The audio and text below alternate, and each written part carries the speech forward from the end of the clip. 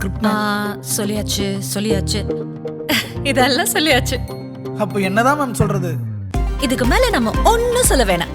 நம்ம ஆளுங்க தானே நம்மள இவ்ளோ தூரம் சப்போர்ட் பண்ணி கூட்டிட்டு வந்தாங்க. அவங்களுக்கு தெரியாதா அவங்களோட பெஸ்ட் ஹாலிடேஸ் நம்ம கூட தான்? கரெக்ட் தானே? GT Holidays, South India's #1 travel brand.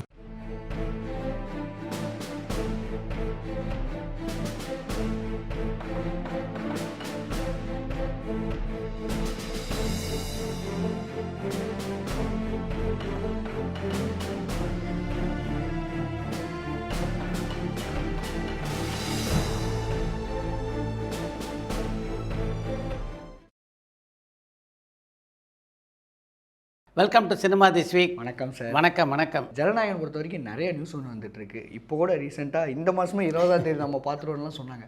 ஆனால் அது எப்படி இல்லை, ஏப்ரலுக்கு தள்ளி போயிடுச்சு. என்ன நடக்குது, அது உண்மை தானே? ஜனநாயகன் படத்தை பொறுத்த வரைக்கும் வச்சு செய்கிறாங்க அப்படின்னு தான் சொல்லணும். யார் வச்சு செய்கிறாங்க அப்படின்னு தெரியல, ஆனால் வச்சு செய்கிறாங்க, அது உண்மை தான். இப்போ நீதிமன்றத்துக்கு போனாங்க. நீதிமன்றத்தில் போனால் நிச்சயமாக அந்த நடைமுறைகள் தாமதமாகும். இப்போ சத்திக்கு அந்த படத்துக்கு தணிக்கை சான்றிதழ் வாங்க முடியாது அப்படின்றதுனால தான் அதை கூட அப்படியே வித்ட்ரா பண்ணிவிட்டு ப்ரொடியூசர்ஸ் வந்து நேரடியாக சென்சாருக்கே திரும்பவும் மறு தணிக்கைக்கு அப்ளை பண்ணாங்க. 9ஆம் தேதிக்கு அந்த அப்ளிகேஷனை வாங்கினாங்க சென்சார். 9ஆம் தேதி வாங்கினவங்க இது வரைக்கும் பதிலே அதை பற்றி சொல்லலை. என்ன நடக்குது, எப்போ பார்க்க போகிறாங்க, அதுக்கு கமிட்டி அமைச்சாச்சா, ஒரு விஷயத்தையும் சொல்லலை. இப்போ எல்லோரும் என்ன சொல்கிறாங்கன்னா, எப்படி இருந்தாலும் அது ஒரு 2 வாரம் அல்லது 3 வாரம் அவங்க எடுத்துக்குவாங்க. இந்த மந்த் எண்டில் தான் அதுக்கு கமிட்டியே ஃபார்ம் பண்ணுவாங்க. கமிட்டி ஃபார்ம் பண்ணதுக்கப்புறம் அந்த படத்தை பார்க்குறதுக்கு ஒரு 5-6 நாள், எப்படி பார்த்தாலும் மார்ச் மாதம் வந்துடும். மார்ச் மாதம் படத்தை பார்த்ததுக்கு பின்னாடி அந்த படத்தை கமிட்டி பார்க்குறாங்கல்ல, அவங்க பரிந்துரைக்கின்ற வெட்டு இதெல்லாம் இவங்க சப்மிட் பண்ணி அந்த படத்துக்கு சர்டிஃபிகேட் வாங்குறது என்னென்னா எப்படி பார்த்தாலும் மார்ச் மிடில் அல்லது மார்ச் 3rd வீக் ஆகிடும். இப்போ மார்ச்சில் பொறுத்த வரைக்கும் எல்லாருக்கும் பல பிரச்சனை. ஒன்று, ஒரு பக்கம் பப்ளிக் எக்ஸாம், இன்னொரு பக்கம் ரம்ஜான். மார்ச் 3ஆவது வாரத்தில் ரம்ஜான் ஆரம்பமாகுது. ரம்ஜான் ஆரம்பமானால் பல முஸ்லீம் கண்ட்ரியில் வெளியே வரமாட்டாங்க படம் பார்க்க. அதனால் அங்கே வசூல் பெருசாக பாதிக்கப்படும் அப்படின்றதுனால மார்ச் மாதம் இந்த படம் வெளியாகிறதா இருந்தால் எங்களுக்கு இந்த படம் வேணாம் அப்படின்ட்டு ஓவர்சீஸ் டிஸ்ட்ரிபியூட்டர் சொல்லிட்டாங்க. ஸோ மார்ச் மாதம் ரிலீஸ் பண்ணிங்கன்னா அவங்க வாங்க தயாராக இல்லை. இப்போ மார்ச்சை கடந்து இப்போ போனோன்னா இப்போ ஏப்ரலில் எலெக்ஷன். ஏப்ரல் எலெக்ஷன் வந்தால் நான் ஏற்கனவே நம்முடைய நிகழ்ச்சிகளில் சொன்ன மாதிரி இந்த தேர்தல் விதிமுறையில் வந்துட்டால் இவர் வந்து விஜயம் ஒரு அரசியல்வாதியாக இருக்கிற காரணத்தினால் அவருடைய படத்தை வெளியிடுறதுல பிரச்சனை. இதுக்கப்புறம் இப்போ என்ன சொல்கிறாங்க எல்லாருன்னா, ஏப்ரல் 13ஆம் தேதி எலெக்ஷன் வரதுக்கு வாய்ப்பு இருக்குன்றாங்க. அதே மாதிரி எலெக்ஷன் முடிஞ்சதுன்னா மே மாதம் தான் வாக்கு எண்ணிக்கை. மே மாதம் முதல் வாரத்தில் நடக்கலாம். அதுக்கு பின்னால் தான் ஜனநாயகம் வெளியாகக்கூடிய ஒரு சூழ்நிலை இப்போ இருக்குது. அப்போ ஏப்ரலில் கூட வராதுன்னு சொல்கிறீங்க? ஏப்ரலில் கூட வரதுக்கான வாய்ப்பு இல்லை. இது என்னென்னா, ஜனநாயகன் படத்தை மட்டும் பாதிக்கலை. ஜனநாயகன் படத்தினுடைய தயாரிப்பாளர் மிகப்பெரிய அளவில் அதனால் பாதிக்கப்படுறார் அப்படின்றது ஒரு விஷயம். ஜனநாயகன் படத்தினுடைய வெளியீடு தள்ளி தள்ளி தள்ளி போகிறதுனால மற்ற தயாரிப்பாளர்களும் அவங்களுடைய படங்களை பிளானே பண்ண முடியல. இப்போ எவ்வளோ படங்கள் க்யூவில் இருக்குது. இந்த இல்லைன்னா இந்த ஜனவரி பிப்ரவரிலாம் ஒரு 2-3 படங்கள் வந்திருக்கும். இப்போ ஏப்ரல் 10ஆம் தேதி எப்படியாவது கருப்பு படத்தை வெளிக்கொண்டு வந்துடணும் அப்படின்ட்டு அந்த படத்தினுடைய தயாரிப்பாளரான பிரபு முயற்சி பண்ணிகிட்ருக்காரு. என்ன கேட்டால் வந்து அந்த ஏப்ரல் 10th வந்து ஒரு நல்ல டேட்டு, எப்படியாவது கொண்டு தரனா நல்லது அப்படின்னு நினைக்கிறேன். ஏன்னா 13ஆம் தேதி எலெக்ஷன் அப்படின்னு வந்தால் இப்போ ஏப்ரல் 10, 11, 12, 13, 14, 15 இப்படி ஒரு கண்டினியூஸாக வந்து ஹாலிடேஸ் கிடைக்கிறதுக்கு வாய்ப்பு இருக்குது. திருப்பி இது விட்டார்னா திருப்பி அடுத்த மாதம் ஜனநாயகத்தோட போட்டி போட வேண்டிய சூழ்நிலை வந்துடும். அதனால் இப்போ எனக்கு தெரிஞ்சு யாரெல்லாம் ஏப்ரலில் படத்தை பிளான் பண்ணியிருக்காங்களோ அவங்களாம் ஏப்ரலில் கொண்டு வந்துட்டாங்கன்னா அவங்களுக்கு வந்து ஒரு பெரிய வசூலை அந்த படம் பெற்றுத்தரும்.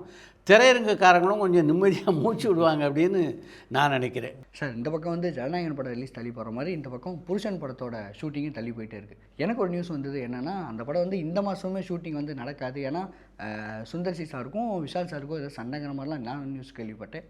உண்மையாக நீ கேள்விப்பட்ட செய்தி வந்து உண்மையான செய்தி தான். ஆனால் அதை தாண்டி இப்போ ஷூட்டிங் நடக்க போகுது அப்படின்னு வேறு விஷயம். நேற்று சினிமாவளத்தை சேர்ந்த முக்கியமான பிரமுகர் ஒருத்தரை பார்த்தேன். அவர்கிட்ட பேசிக்கும்போது தான் அவர் சொன்னார் என்கிட்ட, சார் சுந்தர்சி விஷால் வச்சு எடுக்கிறாரில்ல அந்த புருஷன் படம் டிராப்டு அப்படின்னு. நேற்று அப்படி தான் இருந்தது நிலைமை. இன்றைக்கி நான் விசாரித்த போது தான் அதை திருப்பியும் 2 பேரும் பேசி ஒரு வழியாக ஷூட் பண்ணுறது அப்படின்னு முடிவுக்கு வந்திருக்காங்க. இந்த மாதம் திட்டமிட்டபடி அவங்க 23ஆம் தேதி சென்னையில் தான் ஷூட் பண்ண போகிறாங்க. இதுக்கு இந்த இடைவெளி வந்ததுக்கும் இந்த பிரச்சனை முளைச்சதுக்கு முக்கியமான காரணம் விஷால் வந்து தொடர்பு எல்லைக்கு வெளியே இருந்தது தான். இப்போ இந்த மாதம் எண்டில் ஷூட்டிங்கு, அந்த ப்ரொடியூசரோ அந்த ப்ரொடக்ஷன் சம்மந்தப்பட்டவங்களோ பேசுகிறதுக்கு ஒரு அவென்யூ வேணாமா? விஷால் கிடச்சா தானே விட்டு பேச முடியும். சார் எத்தனாம் தேதி வர போகிறீங்க, என்ன கெட்டப்பு, ஒரு படத்துடைய படப்பிடிப்பு ஆரம்பிக்கிறதுக்கு முன்னாடி எவ்வளோ விஷயம் இருக்குது. இது எதுவுமே கான்சென்ட்ரேட் பண்ணாமல் விஷால் வந்து தொடர்பு இல்லைக்கு வெளியில் போயிட்டார். அவங்களால கான்டாக்டே பண்ண முடியல. இப்போ இவங்க காண்டாக்ட் பண்ண முடியல. அட்லீஸ்ட் விஷாலாவது சுந்தர்சி ஃபோன் பண்ணி சார் இது எத்தனாந்தேதி நான் வந்துடுறேன் பேசலாம்னு சொல்லியிருந்தால் பரவாயில்ல. இந்த இடைவெளி இருக்க இது வந்து சுந்தர்சிக்கு வந்து ஒரு பெரிய டிஸ்டர்பன்ஸ் ஏற்படுத்துச்சு. இப்படியே இந்த படத்தை எப்படி தொடருது, அதனால் இந்த ட்ராப் பண்ணிடலாமா அப்படின்ற ஒரு முடிவுக்கு கூட அவர் வந்தார் அப்படின்றது தான் உண்மை. அதுக்கப்புறம் வந்து திருப்பி ரீகேன்சல் பண்ணி பேசி இப்போ அவர் லைனில் வந்து எல்லாம் சரியாயிடுச்சு. இதெல்லாம் வந்து ஆக்சுவலாக வந்து விஷால் கரெக்ட் பண்ணிக்கொள்ள வேண்டிய விஷயம். பட் விஷாலை பொறுத்தவரைக்கும் என்னென்னா அவர் பக்கம் பார்த்தாலும் ஒரு பக்கம் பரிதாபமாக தான் இருக்குது. என்னென்னா அவருக்கு இந்த லைக்கா கேஸ் இருக்குல்ல, அது மிகப்பெரிய ப்ரெஷர். அதனால் இதை வந்து ஒரு பெரிய மென்டல் ஸ்ட்ரெஸ்ஸு. இந்த ஸ்ட்ரெஸ்ஸு காரணமாக தான் அவர் சுந்தர்சியோட பேசாமல் கொஞ்சம் ஒதுங்கி இருந்திருப்பார் அப்படின்னு நினைக்கிறேன். அது இப்படிப்பட்ட காம்ப்ளிகேஷன்லாம் உருவாக்கிடுச்சு. எது எப்படியோ இப்போ எல்லாம் முடிஞ்சு இந்த படத்துடைய படப்பிடிப்புக்கு தயாராகிட்டாங்க. சாந்தோமில் இருக்க கல்பனா ஹவுஸ் இருக்குல்ல, அங்கே தான் இந்த படத்துக்கான செட்டை போட்டுட்ருக்காங்க. அங்கே தான் ஆம்பளை படத்துடைய படப்பிடிப்பு தொடங்க போகுது. இதை பற்றி கூட ஒரு சின்ன சுவாரஸ்யமான தகவல் இருக்குது. அங்கே இந்த ஷூட்டிங் நடக்க போகிறது அப்படின்றத பற்றி நான் பேசிகிட்டு இருக்கும்போது சார் சுந்தர்சி அந்த இடத்த வாங்கிட்டார் அப்படின்னு என்கிட்ட ஒருத்தர் சொன்னாங்க. அப்புறம் இப்போ நான் கேள்விப்பட்டதில் சுந்தர்சி வாங்கலை, சுந்தர்சிக்கு ரொம்ப நெருக்கமான ஒருத்தர் வாங்கியிருக்கார் அப்படின்னு நான் கேள்விப்பட்டேன். அங்கே தான் அந்த படத்துடைய படப்பிடிப்பு தொடங்க போகுது, அது மட்டும் உறுதி. சார் சுந்தர்சி சாரை பற்றி இவ்வளோ நியூஸ் வந்து சொல்கிறீங்க, ஆனால் ஒரே ஒரு அப்டேட் மட்டும் நீங்கள் இப்போ வரைக்கும் கொடுக்காம இருக்கீங்க சார். என்ன அப்டேட் கொடுக்கல சார்? அவர் வந்து ரஜினி சார் படத்துலேருந்து விலகி இவ்வளோ நாட்கள் ஆயிடுச்சு, ஏன் விலகினாரு? அதை நீங்கள் கண்டுபிடிச்சிங்களா இல்லையா? அந்த விஷயத்தை பொறுத்த வரைக்கும் சுந்தர்சி காம்பவுண்ட்லேயும் சரி ரஜினிகாந்த் காம்பவுண்ட்லேயும் சரி பொதுவாக வந்து ரொம்ப மிகப்பெரிய அளவில் பாராட்டி தான் ஆகணும்னு நினைக்கிறேன். ஏன்னா இந்த சம்பவம் நடந்து யாருக்குரிய 3-4 மாதங்கள் ஆகுது. இந்த 4 மாதங்களாக சுந்தர்சிக்கு எவ்வளோ நெருக்கமான நண்பர்கள் இருப்பாங்க, அவங்க யார்ட்டையாவது ஷேர் பண்ணியிருப்பார் இல்லையா? அது மாதிரி இந்த செய்தி வெளியில் வந்திருக்கலாம், இல்லை ரஜினி யார்ட்டையாவது சொல்லிக்கலாம். இப்படி இந்த செய்தி வெளியில் வராமல் நல்ல கமுக்கமாக 2 பேரும் பார்த்துக்கிட்டாங்க அப்படின்னு தான் சொல்லணும். இப்போ ஆப்லேட்டு நான் தோண்டி துருவி விசாரித்ததில் என்னென்ன கிடச்சிதுன்னா, அந்த படம் நின்று போனதுக்கு முக்கியமான காரணம் ஒன்று சுந்தர்சியினுடைய சம்பளம். சுந்தர்சி இப்போ ஒரு கணிசமான சம்பளம் வாங்கிட்டுருக்காரு. அவருடைய படங்கள்லாம் தொடர்ந்து வெற்றி பெற்றுட்ருக்கு. அவருக்கு வந்து அவங்க ஆஃபர் பண்ண சம்பளம் இருக்க அது வந்து அவர் எதிர்பார்ப்புக்கு ஈடான சம்பளமாக இல்லை. 2வது விஷயம் அந்த படத்துடைய பட்ஜெட். அந்த படத்தை வந்து எடுக்கணுன்னா ஒரு பெரிய பட்ஜெட்டில் எடுக்கணும் அப்படின்றது சுந்தர்சியுடைய எண்ணமாக இருந்தது. இந்த அளவு இருந்தால் தான் இந்த படம் சிறப்பாக அமையும் அப்படின்ற பட்ஜெட்டை சுந்தர்சி சொல்லியிருக்காரு. ரஜினிகாந்தை பொறுத்த வரைக்கும் ஒரு விஷயத்தில் ரஜினி தெளிவாக இருக்கார். கமல்ஹாசனுக்கு சின்ன சின்ன ஃபைனான்ஷியல் பிரச்சனை இருக்குது, அதை சரி பண்ணுறதுக்கு தான் இந்த படமே எடுக்கிறோம். திரும்ப இதுக்கு நம்ம பெரிய பட்ஜெட்டில் இந்த படத்தை எடுத்தோம்னா அதனால் இன்னும் கொஞ்சம் கூடுதலாக அவருக்கு நஷ்டம் ஏற்பட்டால் அதை நம்மளால் சமாளிக்க முடியாது. இதனால் அவருக்கு எவ்வளோ காசு சம்பாரித்து கொடுக்க முடியும், அதுதான் லட்சியம். அதனால் அந்த பட்ஜெட்டில் படம் பண்ண முடியாது அப்படின்றதுல உறுதியாக இருந்திருக்காரு ரஜினி. இதுதான் பிரேக்கிங் பாயிண்ட், இங்கே தான் ஸ்டார்ட் ஆச்சு. அதுக்கப்புறம் சின்ன சின்ன பிரச்சனை, இதை தாண்டி கதைகள் அதெல்லாம் கூட பிரச்சனை இருந்ததெல்லாம் உண்மை தான். ஆனாலும் இது 2 தான் மேஜர் பாயிண்ட்டு. சுந்தர்சியை பொறுத்த வரைக்கும் அவர் ஏன் இந்த சம்பள விஷயத்துலையோ காம்ப்ரமைஸ் ஆகி போகலை அப்படின்னு நான் நினைக்கிறேன்னா வேறு. இன்றைக்கி சுந்தர்சியினுடைய படங்கள் எப்படின்னா ஒரு பெரிய ஒரு மார்க்கெட் வேல்யூ இருக்குது, அவருடைய படங்கள்லாம் வியாபாரம் ஆகுது. சுந்தர்சியை பொறுத்த வரைக்கும் மற்ற ஹீரோக்கள் படங்கள்லேயே 10-15 கோடி ரூபா சம்பளம் வாங்குற பொசிஷனுக்கு வந்துட்டார். அப்படி இருக்கும்போது ரஜினிகாந்த் படத்துக்கு ஏன் சம்பளத்தை குறைச்சிக்கணும் அப்படின்றது அவருடைய வாதமாக இருந்திருக்கலாம். இன்னொரு விஷயம் பார்க்கணும், ரஜினிகாந்த் படம் பண்ணுறதுன்றது அவ்வளோ சாதாரணமான விஷயம் இல்லை. இந்த படம் பண்ணும்போதும் பெரிய ஸ்ட்ரெஸ்ஸு, படம் பண்ணி ரிலீஸ் ஆகும்போதும் ஸ்ட்ரெஸ்ஸு, ரிலீஸ் ஆகி ஓடுற வரைக்கும் அந்த ஸ்ட்ரெஸ் இருக்கும். கொஞ்சம் கொஞ்சம் ஓடாமல் போச்சுன்னா வறுத்து எடுத்துருவாங்க ரஜினிகாந்த் ரசிகர்கள். இவ்வளோ ஸ்ட்ரெஸ்ஸை தாங்கணுமா, அதுக்கு வந்து இது ஒர்த்தா அப்படின்னு கூட ஒரு யோசித்து அதுலேருந்து விலகி இருக்கலாம் அப்படின்னு நினைக்கிறேன். இதுதான் சுந்தர்சி அந்த படத்துலேருந்து விலகியதற்கான காரணங்கள். சமீபத்தில் ஒரு சில தயாரிப்பாளர்கிட்ட பேசக்கூடிய வாய்ப்பு எனக்கு கிடச்சிது. அவங்க எல்லாருமே பல பிரபல நட்சத்திரங்கள் ஒப்பந்தம் பண்ணி அந்த படப்பிடிப்பை நடத்த முடியாமல் காத்துக்கிட்டே இருக்காங்க. இதுக்கு என்ன காரணம் அப்படின்னு அவங்ககிட்ட பேசும்போது என்ன விஷயம் தெரிஞ்சதுன்னா, ஒரு சில படங்களில் வந்து டேரக்டர்கள், இந்த டேரக்டர் இந்த கதாநாயகருக்கு பிடிக்கல, அந்த டேரக்டர் பிடிக்கல அப்படின்ற மாதிரி பிரச்சனை.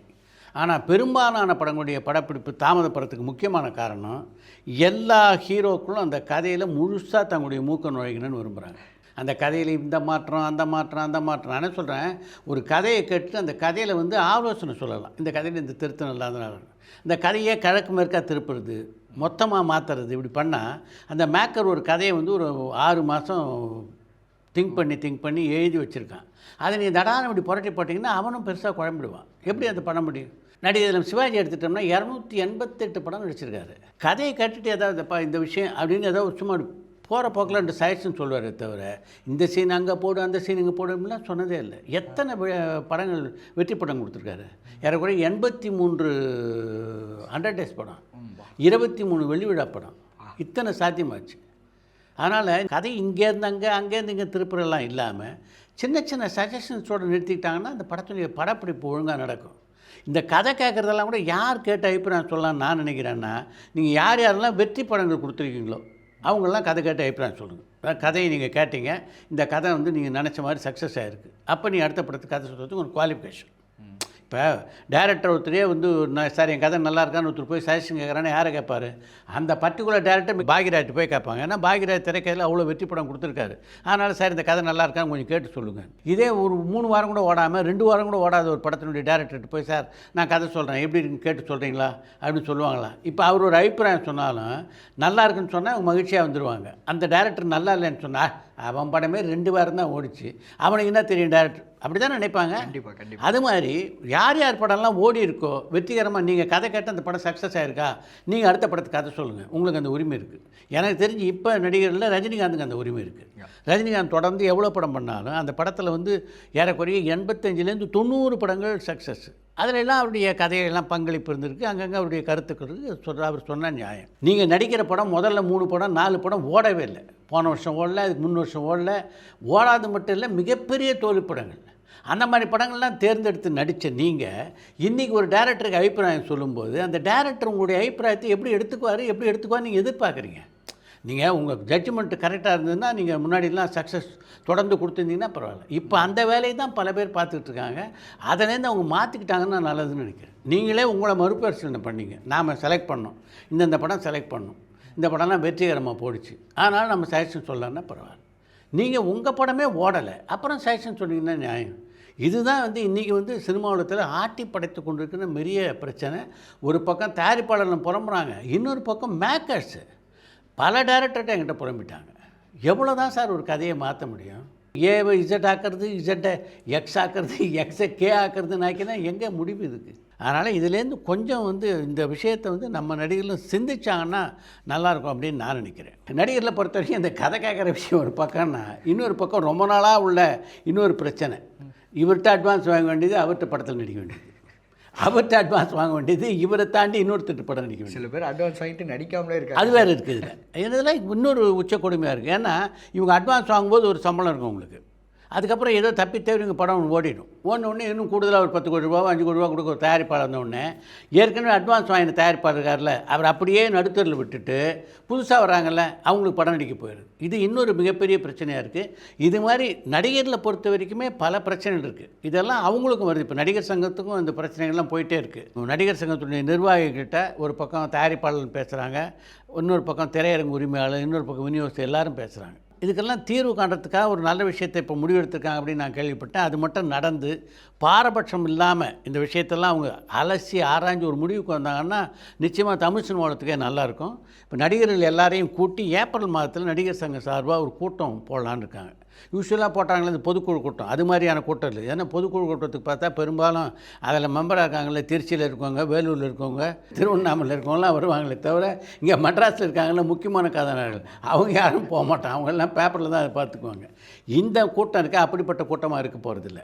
இன்றைக்கு தமிழ் சினிமாவில் முக்கியமான இடத்துல நடிச்சிட்டு இருக்காங்கல்ல எல்லா கதாநாயகர்கள், எல்லா காமெடி நடிகர்கள், எல்லா குணச்சித்திர நடிகர்களையும் கூப்பிட்டு இன்றைக்கி சினிமா உலகத்தில் என்னென்ன பிரச்சனைகள் நடந்துகிட்ருக்கு, யார் யார் என்னென்னலாம் ஃபேஸ் பண்ணுறாங்க, இதை ஸ்ட்ரீம் லைன் பண்ணுறதுக்கு நாம் எப்படிப்பட்ட ஒத்துழைப்பை தரணும் அப்படின்னு பேசி முடிவு எடுக்கிறதா இருக்காங்க. இந்த முடிவு எடுத்தாங்கன்னா நிச்சயமாக ஒரு பெரிய மறுமலர்ச்சியாக தமிழ் சினிமாவில் இருக்கணும். ஏன்னா இது போன்ற முடிவுகளுக்கு இது வரைக்கும் இவங்களை ட்ரைவ் பண்ணது வெளியிலேருந்து தான். இப்போ நடிகர்கள் மத்தியில் வந்து சில ஒழுங்குமுறைகள்லாம் பண்ணணும் அப்படின்ட்டு 2000 ஆண்டில் வந்து தமிழ் திரைப்பட தயாரிப்பாளர் சங்கத்தில் ஒரு நடவடிக்கை எடுத்தாங்க. அப்போ வந்து நடிகர் சங்கம் கூட அதை கையெழுத்து போடுறதுக்கு ரொம்ப டிலே பண்ணாங்க. கடைசியில் வேறு வழி இல்லாமல் கையெழுத்து போட்டாங்க. இது எக்ஸ்டர்னல் ஃபோர்ஸ்லேருந்து, இது வந்து ஒரு நிர்பந்தம் காரணமாக ஏற்படுத்துகிற கூட்டம். இவங்களே கூட்டம் போடும்போது இது வந்து அவங்களையே வந்து ஒரு மறுபரிசீலனை பண்ணிக்கிற மாதிரி ஒரு சுய சிந்தனை கூட்டம் மாதிரி ஆகிடும். இவங்களுக்குள்ளே பேசி முடிவெடுத்தாங்கன்னா நிச்சயமாக வந்து சினிமாவளத்துக்கு நல்லது. இன்றைக்கு இருக்கின்ற நடிகர் சங்க நிர்வாகிகள் அதை பண்ணாங்கன்னா நிச்சயமாக அவங்களுடைய பெயர் வந்து காலங்காலத்துக்கு நிலைச்சி நிற்கும் அப்படின்றத மட்டும் சொல்லிக்க விரும்புகிறேன். ஓகே, மீண்டும் சந்திப்போம். வணக்கம் சார்.